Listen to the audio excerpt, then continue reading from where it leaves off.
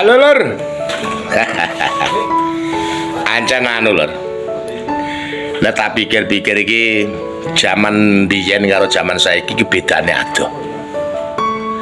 Adohe perkara apa, Bro? Perkara unggah-ungguh iki. Unggah-ungguh adab sopan santun ki adoh. Zaman dhisik cilik aku wong lewat ana wong akeh ngene. Amit Pak, nyuwun sewu Pak.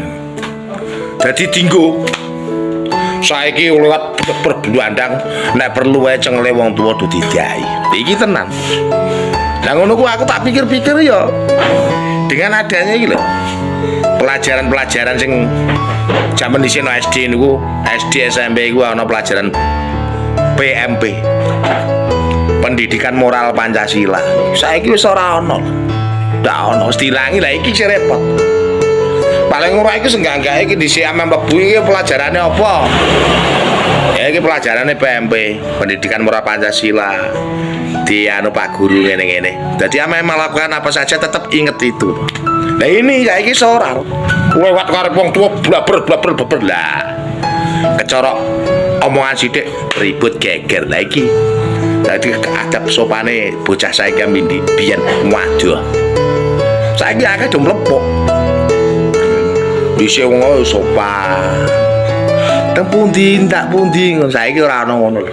Mulane are bejo-bejane wong lali, se bejo wong kalingan tur waspada iku ngene iki. Hati-hati zaman ngene iki zaman sembah. Ora ana sing kanggo patokan. Ora ana sing kena kanggo patokan. Sing dianggap pemimpin ya mencela-mencele ora bener ya.